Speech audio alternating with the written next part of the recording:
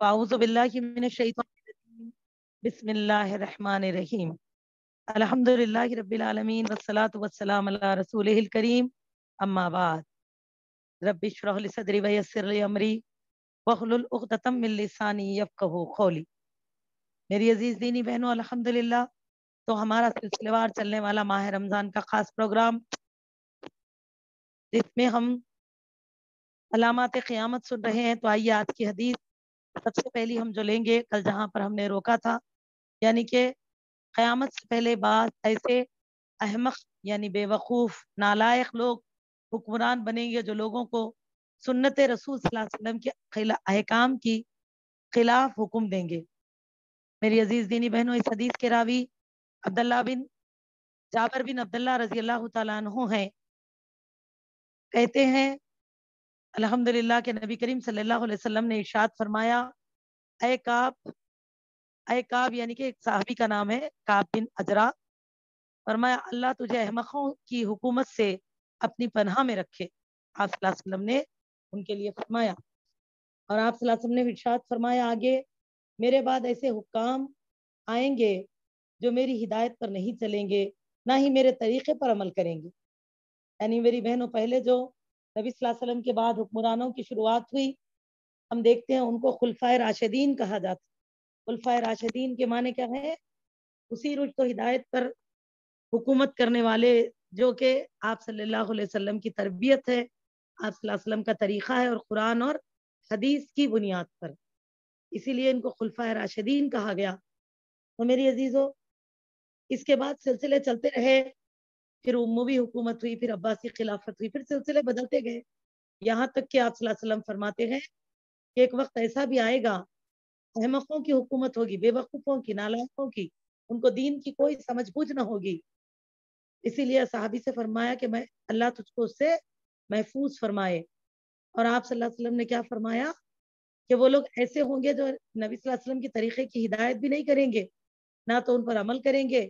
اور فرمایا جس نے ان کے ساتھ جھوٹ کی تصدیق کی، یعنی کہ ویسے وقت میں وہ لوگ جو جھوٹ، فریب، برائیوں کو عام کریں گے، اگر لوگ اس کی تصدیق کریں گے جو مسلمان، اور ان کے ظلم پر تعاون کیا، یعنی کہ وہ لوگوں کے جو ظلم شدہ قوانین ہوں گے، باتیں ہوں گی، اس کا ساتھ دیا، ایسے لوگوں کا میرے ساتھ کوئی تعلق نہیں. اللہ اکبر! کیا فرماتے ہیں؟ وہ میرے امت میں سے نہیں ہے، نہ ہی میرا ان کے ساتھ کوئی تعلق ہے، اور نہ میں ان کے ساتھ یعنی کہ میرا کوئی رشتہ ہے، نہ ان کا میرے ساتھ، نہ میرا ان کے ساتھ، نہ ہی ایسے میرے حوض پر لائے جائیں گے، یعنی کہ یہ لوگ حوض کوثر سے بھی محروم رہیں گے. اور جو ایسے حکمرانوں کے جھوٹ کی تصدیق نہیں کریں گے، یعنی کہ ایسی حکومت ہوگی اس زمانے میں، لیکن حکمرانوں کے حکومت تلے مجبوراً یعنی کہ خاموش رہیں گے اللہ والے، لیکن ان کے لیے واہ کرتے ہوئے، ہاں ہاں یہ صحیح ہے، حکمران جو بولے ویسے ہی کرنا. جیسے کہ ہم نے حال میں سنا تھا، ایک سول کوٹ کے لیے آواز اٹھائی گئی، ایسے کئی ساری چیزیں ہوئی مسلمانوں کے تعلق سے، 3 طلاق کا مسئلہ چلا، کئی سارے معاملات جو کہ اسلامی قوانین کی خلاف ورزی ہے. تو ایسے وقت جو ہے نا، کیا بتایا جا رہا کہ وہ ان کی تصدیق کر رہے، مطلب اسی کو اپناتے ہوئے، اسی کو فالو کرتے ہوئے، اور اس کی یعنی کہ ہاں میں ہاں ملا رہے ہیں. تو ایسے لوگوں کا آپ صلی اللہ علیہ وسلم سے کوئی تعلق نہیں. لیکن جو مجبور ہے ایسی حکمرانی میں، لیکن اس کی تصدیق نہیں کرتے، نہ ہی ان کے ظلم پر تعاون کریں گے، اور ایسے مظالم پر جو کہ اسلام کے قوانین کے خلاف چلے، تو ان پر جو ہے وہ لوگ ساتھ بھی نہیں دیں گے. ظلم کیا ہے میری بہنوں؟ کہ جانتے بوجھتے گناہ کا ارتکاب کرنا. پھر جب ان کو معلوم ہوگا اللہ کا یہ قانون ہے، لیکن باوجود اس کے یہ حکمران خود ایسی چیزیں کریں گے. تو آج ہم دیکھتے ہیں کئی جگہ پر حکمرانوں کے ذریعے سے ہی غریب غریب بستیوں میں کئی ایسی عیدین منائی جاتی ہیں جو بدعت ہے.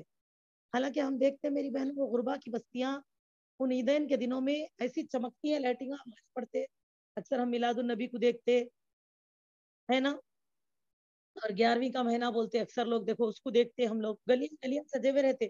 تو سوچو جس کے گھر میں خود کرنٹ کا بل بننے کے استطاعت نہیں ہے، کرایہ دینے کے لیے مجبور ہے کئی کئی دن کے، وہ لوگ کیا بستیوں کو سجا سکتے؟ تو پھر ان کا تعاون کون کر رہی؟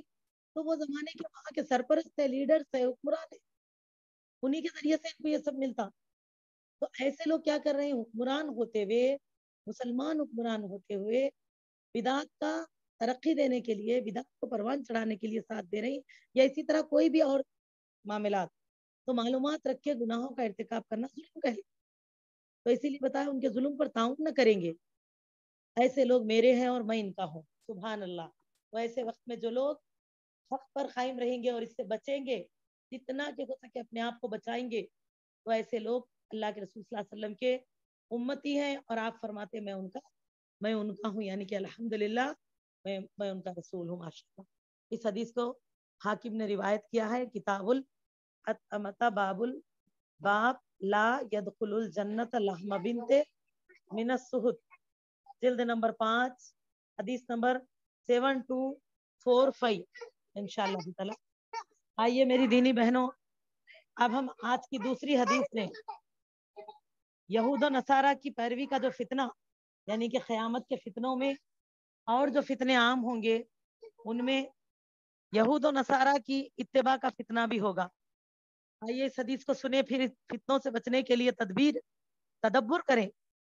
نبی کریم صلی اللہ علیہ وسلم کا فرمان مبارک، اس حدیث کے راوی مستورد بن شداد رضی اللہ تعالیٰ عنہ ہے، روایت کرتے ہیں کہ نبی صلی اللہ علیہ وسلم نے فرمایا، یہ امت پہلی امتوں کے طریقے اختیار کرنے میں کسی سے پیچھے نہیں رہے گی۔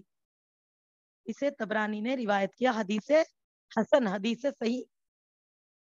تو میری عزیزوں، اس سے کیا پتا چلا کہ اللہ کے رسول صلی اللہ علیہ وسلم فرماتے ہیں کہ آپ صلی اللہ علیہ وسلم کی امت گزرتے وقت کے ساتھ ایسی ہو جائے گی جو پچھلے قوموں کی پیروی اختیار کرنا شروع کرے گی۔ اس میں سے اہل کتاب بھی آ سکتے ہیں۔ آئیے آگے دیگر اس حدیث کے خلاصے میں اور حدیث لے ہم، تو ہم کو پورا خلاصہ پتا چلے گا، تو پھر کس چیز میں اتباع ہو رہا ہم اس کا احساس کریں گے خلاصے میں انشاءاللہ تعالی، تاکہ ہم اصلاح اور توبہ کریں۔ اور دیکھیں یہ ہے کتاب مجمع الزوائد، جلد نمبر 7، حدیث نمبر 517، 517، کتاب الفتن رقم الحدیث 12107، 12107، پہلی والی حدیث۔ آئیے اب دوسری حدیث لے۔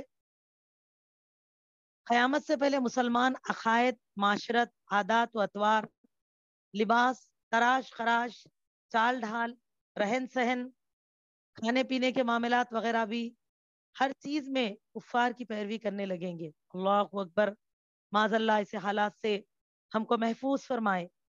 میری بہنوں، اس حدیث کے راوی ابو ہریرہ رضی اللہ تعالیٰ عنہ ہیں، کہتے ہیں کہ نبی کریم صلی اللہ علیہ وسلم نے فرمایا، قیامت قائم نہیں ہوگی جب تک میری امت پہلی امتوں کے طور طریقے اختیار نہ کر لے۔ اگر وہ ایک بالش چلیں گے تو تم بھی ایک بالش چلو گے، اگر وہ ایک ہاتھ چلیں گے تو تم بھی ایک ہاتھ چلو گے۔ تب میری بہنوں، صحابہ فرماتے ہیں کہ ہم نے عرض کیا، اللہ کے رسول صلی اللہ علیہ وسلم، کیا اگلی امتوں سے مراد آتش پرست اور عیسائی ہیں، یعنی آگ کی پوجا کرنے والے، اور عیسائیوں کی طرح اختیار کریں گے مسلمان طریقے؟ تو آپ صلی اللہ علیہ وسلم کا ارشاد مبارک بغور سنے میری بہنوں، فرمایا پھر اور کون؟ اللہ اکبر، آپ صلی اللہ علیہ وسلم نے فرمایا کہ اور کون ہوں گے؟ وَمِنَ النَّاسِ إِلَّا أُولَٰئِكَ، آپ صلی اللہ علیہ وسلم نے فرمایا ورنہ انسانوں میں سے اور کون ہوں گے؟ اسے بخاری نے روایت کیا ہے، کتاب الاعتصام بالکتاب السنہ، باب القول النبی صلی اللہ علیہ وسلم۔ میری عزیز دینی بہنوں، تو اس سے کیا پتا چلا کہ آج کے جو ہمارے زندگی کے طرز طریقے جو ہم دیکھ رہے ہیں، برتھ ڈے، میرج اینیورسری، کیا یہ اسلامی طور طریقے ہیں؟ کیا سنت میں اس کی کوئی دلیل ہے؟ بتائیے، آپ صلی اللہ علیہ وسلم بول رہے ہیں وہ ایک بالش گناہ کریں گے تم بھی ایک بالش کرو گے، وہ دو کریں گے تم دو، وہ چلیں گے تم چلو گے، اتنا۔ یہاں تک کہ میری بہنوں، ایک اور حدیث جس کے راوی ابو ہریرہ رضی اللہ تعالیٰ عنہ ہے، جو بھی حدیث سے صحیح ہے، جس کو ابن ماجہ نے روایت کیا، کتاب الفتن، باب افتراق الامم، جلد نمبر 2، حدیث نمبر 3228، 3228، راوی ابو ہریرہ رضی اللہ تعالیٰ عنہ، فرمایا قال رسول اللہ صلی اللہ علیہ وسلم کہ تم لوگ اپنے سے پہلے امتوں کے نقش قدم پر چلو گے، یہاں تک کہ اگر وہ دو ہاتھ چلیں گے تو تم بھی دو ہاتھ چلو گے، وہ ایک ہاتھ چلیں گے تو تم بھی ایک ہاتھ چلو گے، وہ ایک بالش چلیں گے تو تم بھی ایک بالش چلو گے، حتیٰ کہ اگر وہ گوہ گوہ کہتے ہیں چوہے کی طرح ایک جانور ہوتا جو زمین میں سوراخ بنا کے اندر داخل ہوتا، اس کو گوہ بولتے، تو گوہ کے سوراخ میں داخل ہوں گے تو تم بھی اس میں داخل ہو جاؤ گے، یعنی کہ دیگر امتیں جو کریں گی تم ویسے کرو گے۔ صاحب کرام رضی اللہ تعالیٰ عنہ نے عرض کیا، اللہ کے رسول صلی اللہ علیہ وسلم، پہلی امتوں سے مراد یہود و نصارہ ہیں؟ کیا یہ لوگ ہیں؟ تو میری بہنوں، آپ صلی اللہ علیہ وسلم نے ارشاد فرمایا تو اور کون؟ فمن، فرمایا آپ نے فمنزا، تو اور کون ہوں گے؟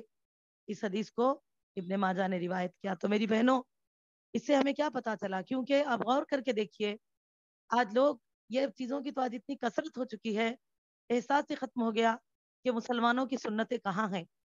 نہ جنازے میں سنت ہے، نہ پیدائش میں سنت ہے، نہ شادی بیاہ میں سنتوں کی پیروی ہے، نہ میری بہنوں زندگی کی کسی خوشی اور دیگر معاملات میں۔ تجارتوں کی شروعات ہو رہی تو کیک کٹ رہا اور کیک بانٹے جا رہی، اس میں بھی ہر چیز میں آپ دیکھیے ایسی مشابہتیں اختیار کی گئی ہیں۔ حالانکہ میری عزیزوں، کیا یہ ہدایت ہمارے لیے کافی نہیں کہ جب یوم عاشورہ کا روزہ رکھا گیا، ہم سب جانتے ہیں حدیث میں، جہاں بخاری کی حدیث، بخاری اور مسلم کی حدیث میں جو عاشورہ یعنی کہ محرم کی 10 تاریخ کو کہتے ہیں، جس کی روزے کی فضیلت آتی ہے کہ 1 سال کے صغیرہ گناہوں کی مغفرت ہے۔ تو جب اللہ کے نبی صلی اللہ علیہ وسلم نے فرمایا کہ خود بھی رکھیں اور دوسروں کو بھی رکھنے کی تلقین فرمائی یوم عاشورہ کا روزہ، تو دیکھا کہ اس زمانے میں اہل کتاب بھی روزہ رکھتے تھے، یعنی کہ یہودی بھی۔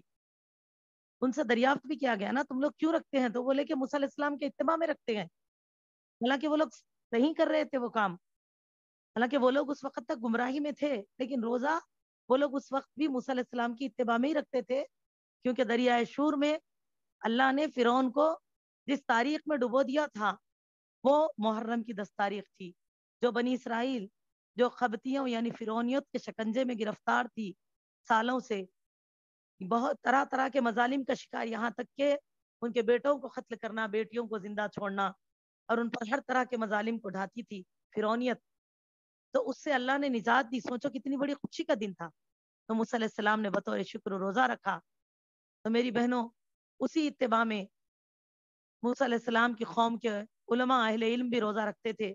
آپ صلی اللہ علیہ وسلم نے فرمایا تب تو ہم بھی موسیٰ کے تم سے زیادہ قریب ہیں، تو روزہ ضرور رکھیں گے، لیکن یہ روزہ کیونکہ اس وقت اہل کتاب بھی رکھتے تھے جو کہ ایک حد تک گمراہی میں داخل ہو چکے تھے، اپنی کتاب کو فراموش کر چکے تھے، آسمانی کتاب کو، پیغمبر کی تعلیمات کو، تو آپ دیکھیں نبی صلی اللہ علیہ وسلم نے اپنی امت کو تلقین فرمائی کہ عاشورہ کے روزے کی فضیلت تو ایک ہی ہے، لیکن مخالفت میں بھی ہم ایک روزہ رکھتے، 9 یا 11 کا۔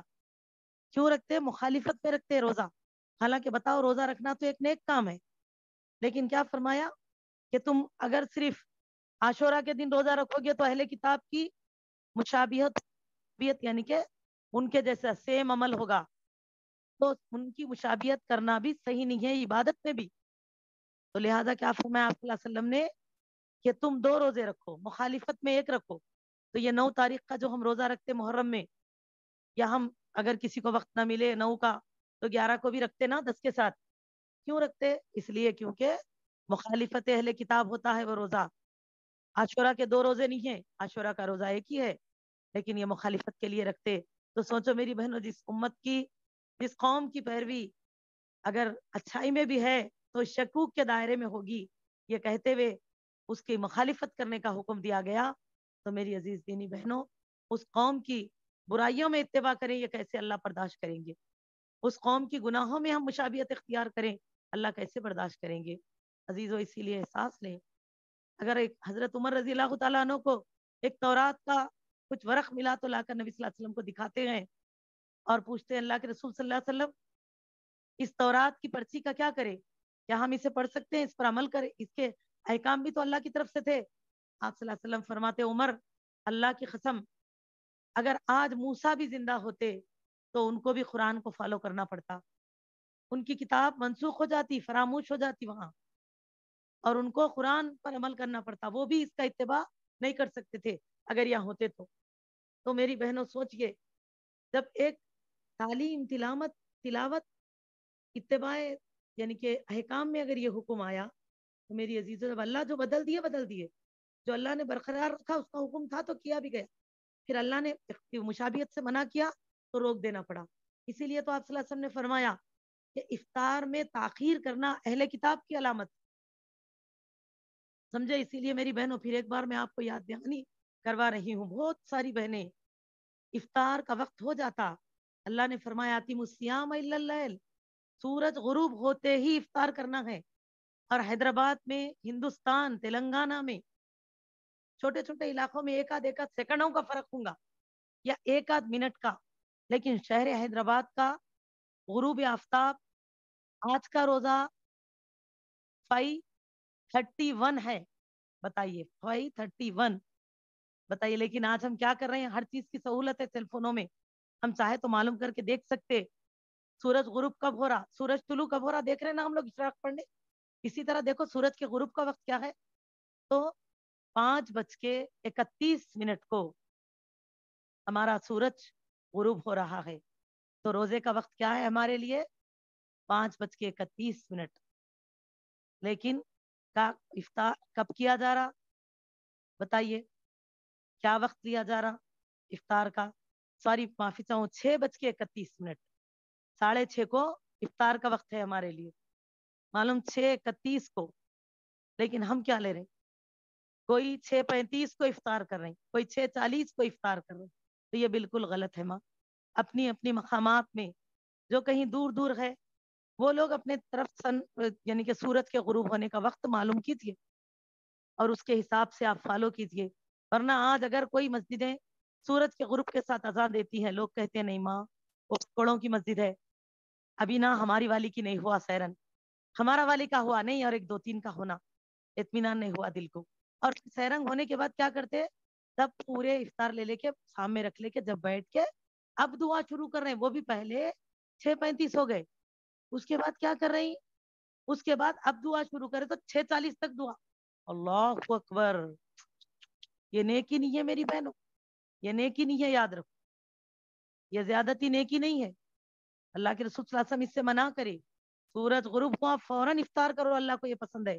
آپ نے فرمایا میری امت ایمان پر قائم رہے گی جب تک سحری میں تاخیر اور افطار میں جلدی کرے گی، تو مراد کیا ہے؟ افطار سورج کے غروب ہوتے ہی کریں اور سحری فجر کے قریبی وقت تک رکے رہیں۔ سحری کا وقت اب تکمیل سحری ہو تمہاری اور فجر کی نماز کا وقت کے بیچ میں 50 آیتیں پڑھ سکنا ہم لوگ، دیکھ لو یہ اندازہ، اور اس کے حساب سے سحری تکمیل رکھو، سمجھ گئے؟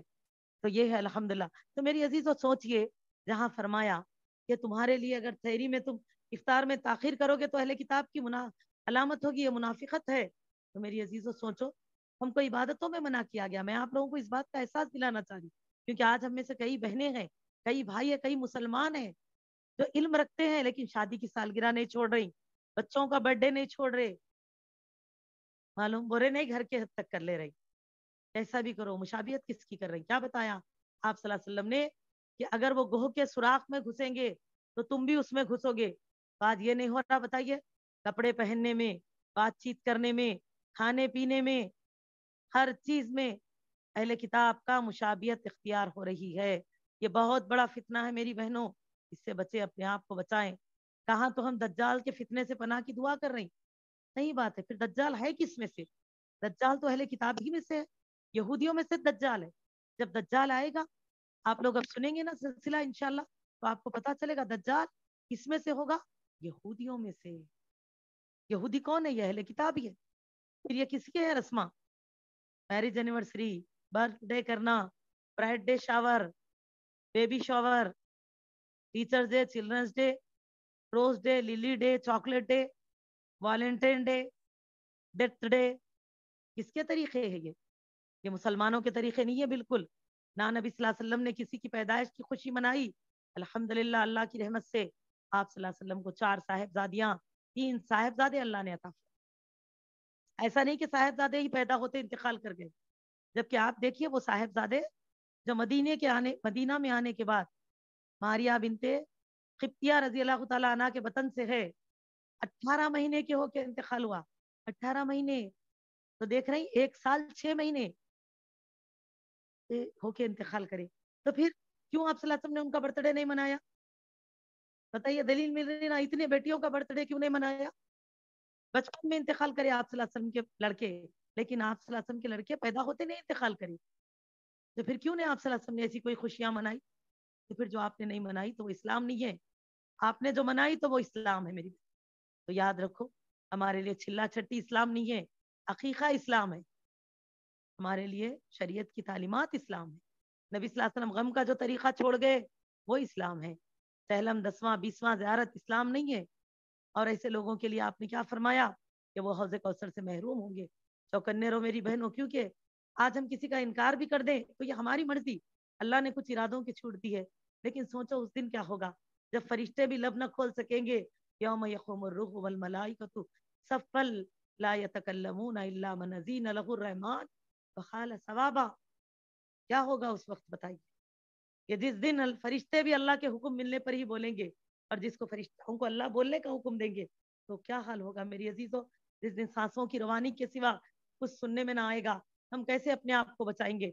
मनमानी करके बताइए, अगर हक यही है और हम बातिल पे हो तो क्या होगा? इसीलिए इस बातिल से बचिए, ये क़यामत के फितने हैं।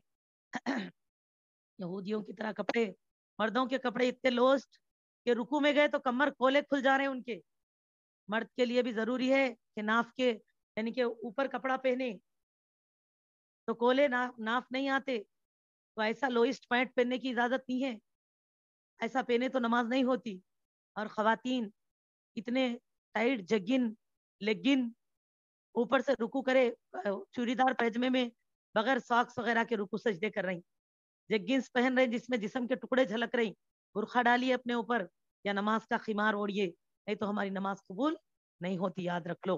तो मेरी अजीजों, इन चीजों से बचिए, अपने आप को बचाइए जितना हो सके। आम वक्तों में भी कपड़ा हमारे लिए पर्दा पोशी है, हया है, वैसा इस्तेमाल कीजिए। बोलते ना महरम हम घर में पहन रहे हैं, तो मेरी बहनों वो वक्त याद करो जब आदम अलैहिस्सलाम हव्वा अलैहिस्सलाम को धोखा देकर फल खिला देने वाले शैतान ने उनको गलती में मुब्तला किया और दोनों के जिस्म से जन्नत के कपड़े उतर गए।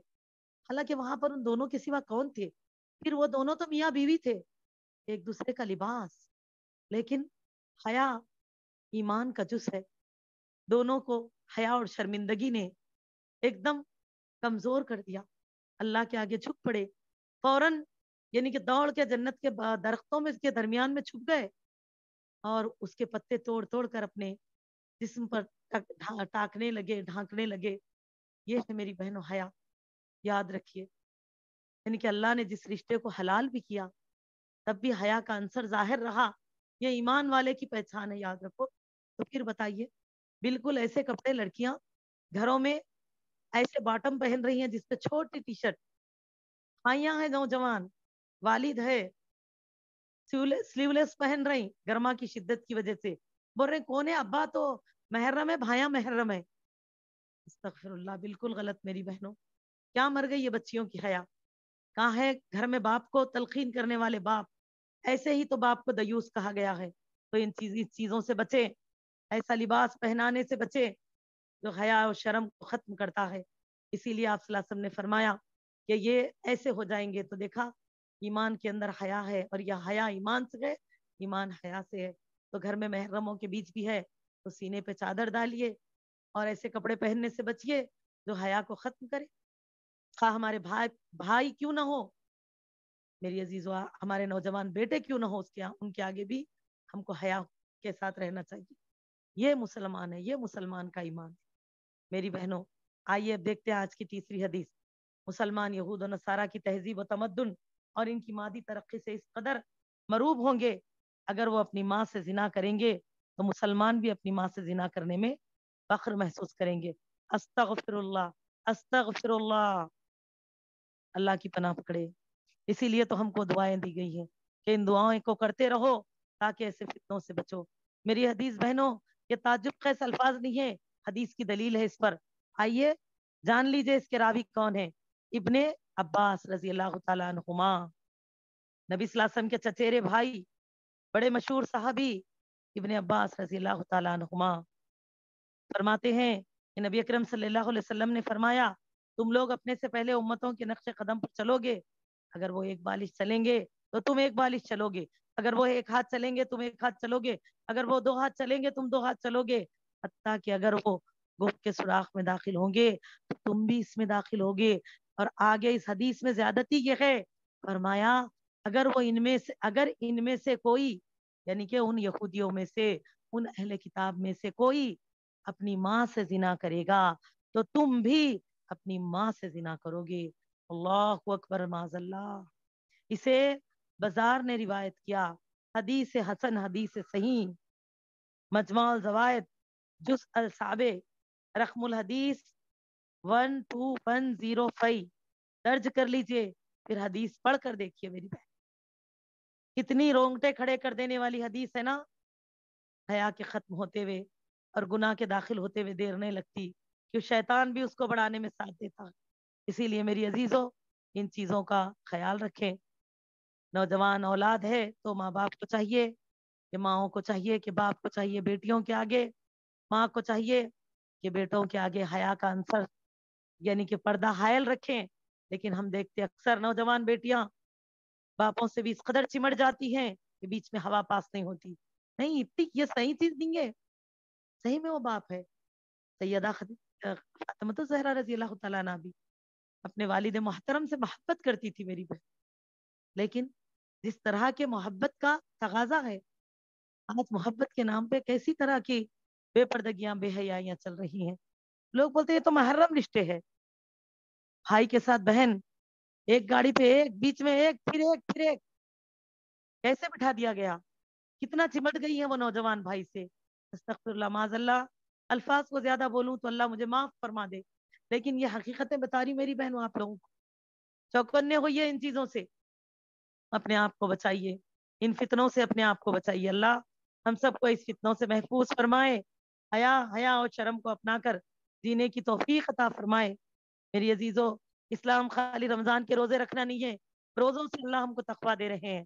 تقویٰ یہی تو ہم کو سکھا رہا ہے کہ نیکی کرو اور گناہوں سے بچو۔ تو یہ سب جو برائیاں ہیں نا، قیامت کے فتنے ہیں، ان سے اپنے آپ کو بچائیں۔ اللہ بھی ہماری حفاظت کریں گے جب ہم بچنے کے لیے اللہ سے پناہ طلب کریں گے، اور ہم بچنے کی تدابیر کریں گے، اللہ ہمارے لیے سہولتیں۔ اسی کے ساتھ میں اپنے آج کے عنوان کو تکمیل کروں۔ چلیے تو انشاءاللہ کل آگے بڑھیں گے انشاءاللہ احادیث کے ساتھ۔ اللہ سے بس دعا ہے، ربنا تقبل منا انك انت السميع العليم، ربنا وتب علينا انك انت التواب الرحيم، ربنا آتنا في الدنيا حسنة وفي الآخرة حسنة وقنا عذاب النار، صلی اللہ علی النبی، سبحان ربک رب العزة عما یصفون والسلام علی المرسلین والحمد للہ رب العالمین، آمین۔